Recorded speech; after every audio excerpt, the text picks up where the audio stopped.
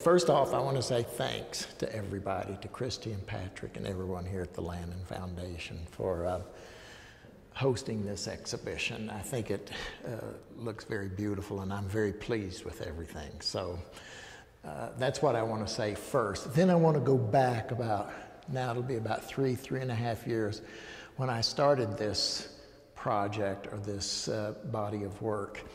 And what I wanted to do was do something very basic, very elemental in a way, and that's make marks on a piece of paper as if I was drawing 100,000 years ago in Lascaux or something like that.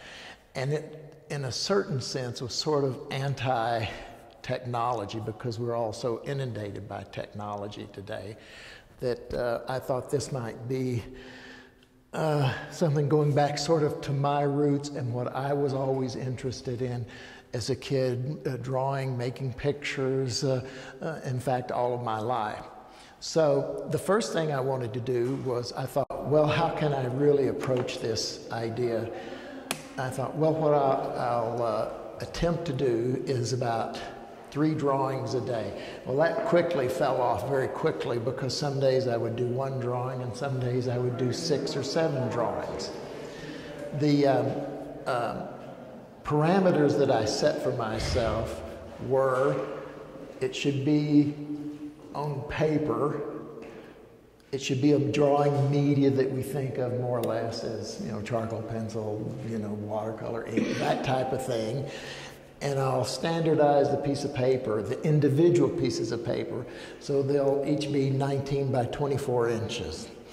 And then the conceptual, at least for my way of thinking, most important aspect was, I'm going to make this, and I wish I could take credit for this phrase, but this is a James Joyce phrase, a structured stream of consciousness.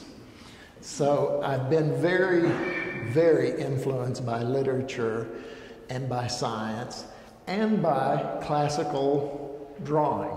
And I can, you know, Pontormo, Michelangelo, you know, the usual culprits, all the way, you know, through Goya and all the way up Matisse and so forth, who I still consider very classical. So basically, I just wanted to sit down and make a drawing. There were many, many days that I had absolutely no idea what I was going to draw.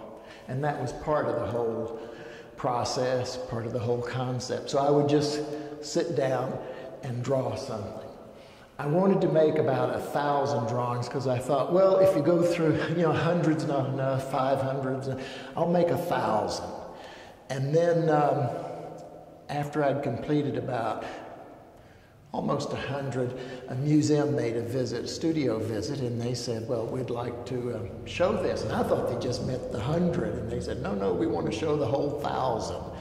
So I thought, oh, great, that's wonderful. And I like to have this sort of intensified pressure, and I seem to always think better, work better, and respond better when there's a pressure element somehow. And it relaxes me in a strange way. Now, this is my own sort of brain trash.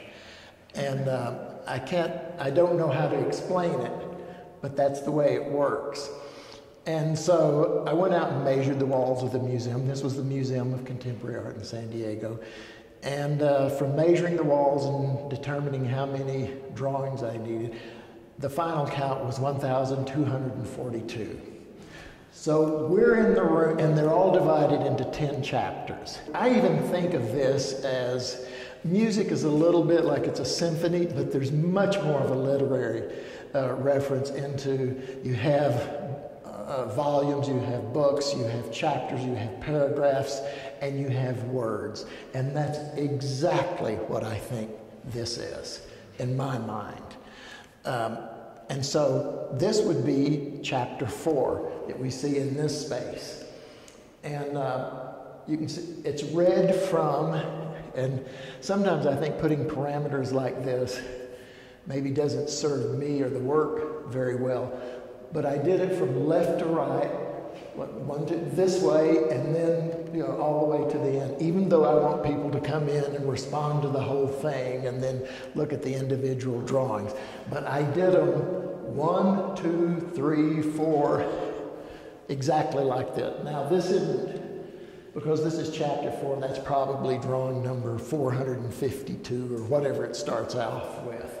But you can see, and I'll kind of, and I don't mind doing this because this sort of introduces, I just mentioned a few of my classical heroes, but I'll mention a few more. So we've got Delacroix, and this is on the top row. So you've got Delacroix, you've got Caravaggio, Delacroix, I'm sorry, then you've got Caravaggio's knife.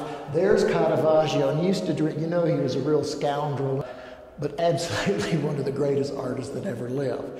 So he used to drink at a bar called the Blackamora. So that drawing, you probably can't see it, is titled Caravaggio at the Blackamora.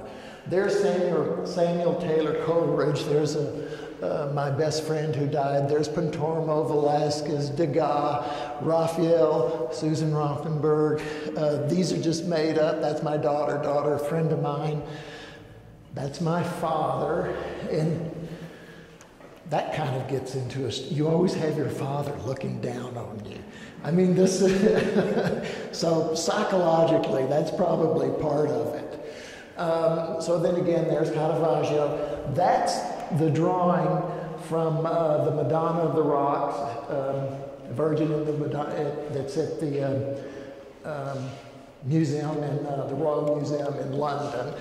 That's Brunelleschi. So on and on and on. We have, when I was at art school, I was a painting major, and I really wasn't that interested in painting.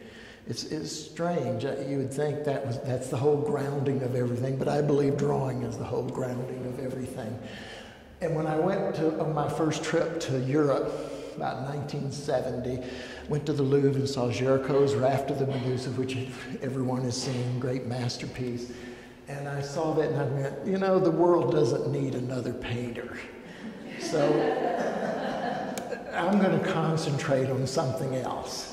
And I always loved drawing. So this is, the figure from Raft of the Medusa. There's something I talk about the Raft of the Medusa. There's the Bacchus. That's a drawing from the Bacchus painting of Caravaggio. Those are the hands from Mona Lisa. That's the absinthe drinkers. Then I thought, okay, I understand how Van Gogh drew, and I know what those contour lines are about, and I understand basically what he was doing. So I just sat on my back porch and did the same thing. That's Toulouse-Lautrec. Then we introduce some of the past work I've done, like City of Tells. Then we introduce some science. And this is basically Schrodinger's wave function. Both of these equations are. And you probably know he's the wave guy, and Heisenberg was the particle guy. And I've always been fascinated by science, and in particular, theoretical quantum physics. So I wanted to incorporate that into this drawing. So you can see that continues on. This is Einstein's gravity function, gravity equation. Then I did a project with Murray Gell-Mann, who lives here in Santa Fe, won the Nobel Prize in 1969 for discovering the quark. So I did a project called the Hummingbird's equation. So that's what spawned sort of this area of the big drawing. Now, a lot of people think of this as a vortex or a hurricane. I like to think of it as a singularity. Now, this is what happens when I thought, okay, I did this, and then I went, okay, I'm going to do this singularity. I'm going to do this whole idea of that happened 14 billion years ago, and we'll see what happens. So at this point, I put up, instead of just one piece of paper and continue like I was doing, I put up this entire group. So that's what, 2, 4, 6, 8 of them, and drew basically all of those at one time. What I do is there's no editing, there's no going back. That's it. And that's part of the conceptual idea of this whole piece too, is that if there's, in quotes, a mistake, or I don't care for the drawing that much, too bad. There it is. So you get good, bad, and different. You get, warts and all, everything, that sort of hopefully is coming out of this structured stream of consciousness. I wanted it to flow, and be fluid. And I never really concentrated on this is good, this is bad, is this contemporary, is this not. Those were the least of my thoughts. And I didn't actually even want those ideas to, I think those would have been a pollutant in a strange way. So I did those 4, and then I thought, I'll make some writing, but then this is all nonsensical. They're just the shapes of letters that don't mean anything. Here's Entropy, and this is actually Murray's handwriting. I've written poems for about 30 years. Well, that's part of me and part of the drawing and part of this piece. So to leave it out, to edit, is not the conceptual idea that I'm after. So I started including my poetry. All of the works have, I don't know, there might be 10, 15, 20 poems, are written by me. Now this is a book, I think this is John Horgan's book on Schrödinger. Well, here you can see quantum mechanics. And so I drew on top of that. And this then is the Chicago Collider, which was one of the I think it might be the only one in the United States, at the University of Chicago. So, well then, there it is. That's, so, that's where they obviously, collide particles together, and then they take photographs and they examine the remnants of that, and a lot of quantum mechanics, a lot of cosmology, a lot of science is determined on what happens with those collisions. And I'm very interested in that. But I think machines can't exist unless they have hearts and lungs. And so this is just my idea of, and we'll get over to it at the chemical computer, and I can talk about that a little bit later. So then, you can see then that the same thing happened here as happened here. I put up however many and drew all of those at once. Then when I just drew those, and then you can see how then it just starts, okay, I'll do this, I'll do this, I'll do this, I'll do that, to the end. This was also, from me, and I'll mention this for the viewer, the spectator, I think of it, even though it comes out of my brain and my thoughts and my actions and my involvement with art, I want it to be stimulating for people to bring their own experiences, whether it's from literature, whether it's from science, whether it's from music, into the piece as well. I think of these as pointing the direction or just ideas that maybe you can think about. Because I live now, I think of myself as a contemporary artist. So one of the things I wanted to do was to fuse this classical relationship with contemporary ideas.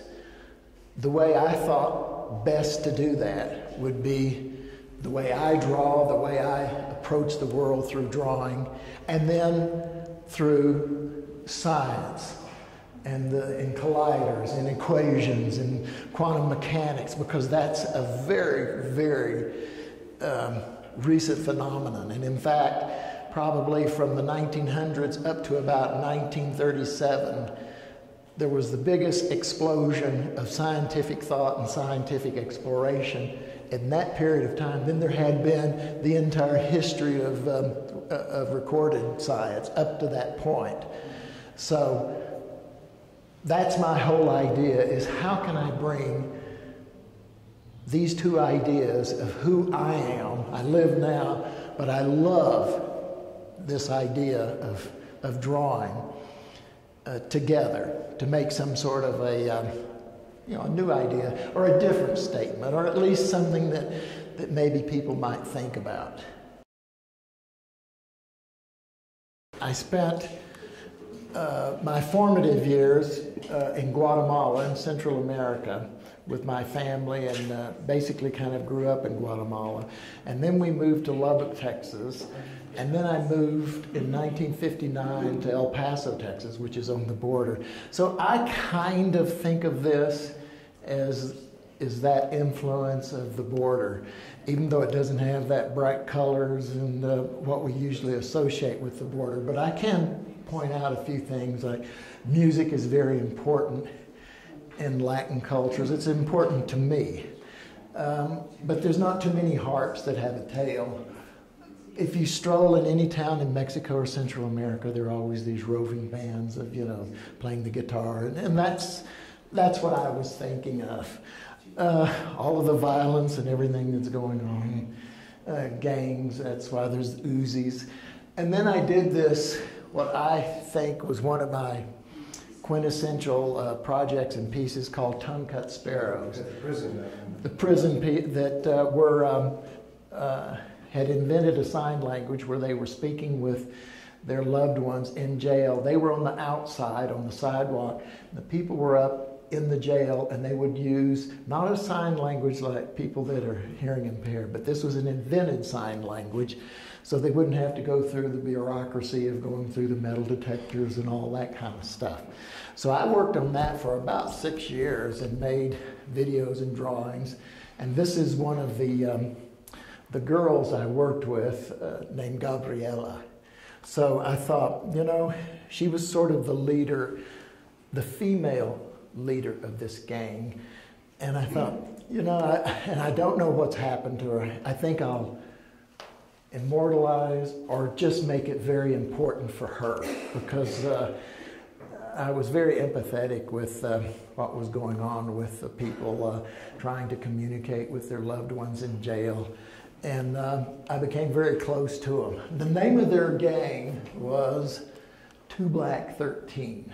And I asked them what that means, but they would never tell me. So then we get into some stuff that I actually have no idea where this came from.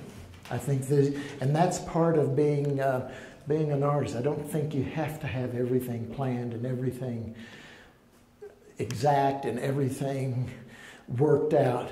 Sometimes it just comes, and you don't even know. That's the exciting part for me too, is they used to call it chance, but for me it's let's just see what happens. QR code, or barcodes, and I was thinking about all of that and how we've become that probably in the future we'll have, and we can talk about the chemical computer. This is part of that. We'll probably all have some sort of QR code embedded in us so that no matter where we go, everyone will know what we're doing, who you are. And I think that's sort of fascism. It is. And I was just going to say, I think that's a horrible world. And it's probably not a world that I'm interested in participating in. But to me, I see that as sort of a future. And of course, that future is all black. I've mentioned the chemical computer a couple of times, but this is part of chapter 6. And that was, this has been on my mind for a long time, because I do think they're working at this. I know they are, some scientists are at Harvard, and I know they're doing it at SFI, where one day you'll, your computer, you'll just have a plug in you, and you'll just plug your laptop into you. But your entire system, your nervous system, your circulatory system, everything will also go through the computer. So if you're thinking about you know, I'm going to give Patrick or Andrew, I need to send them an email. All I have to do is go, how are you doing today, Andrew? Or think that. And it all, so you're part of the computer.